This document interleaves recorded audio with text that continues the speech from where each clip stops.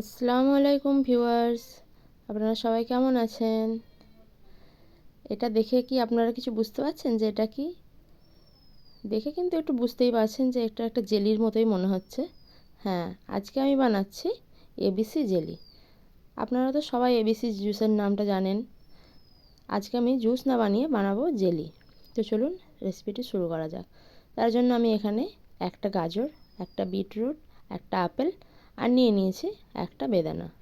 এবার সমস্ত কিছু একটা মিহি পেস্ট বানিয়ে নেব।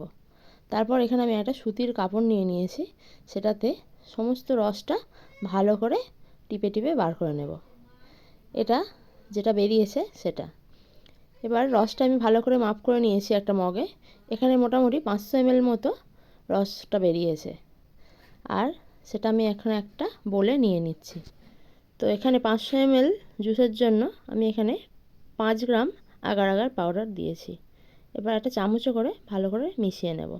তারপর গ্যাসের ফ্লেমটা অন করব। তারপর এখানে আমি আগে থেকে 2 চামচ চিয়া সিড ভিজিয়ে রেখেছিলাম, সেটা দিয়ে দেব।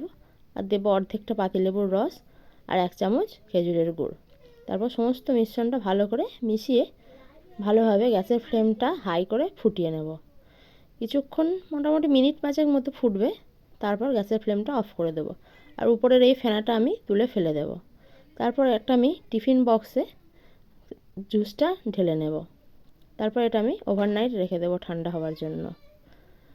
ঢাকাটা দেব, কিন্তু পুরো ঢাকাটা দেব না, একটুখানি ফাঁক রেখে দেবো যাতে গরম ভাবটা বেরিয়ে যায়।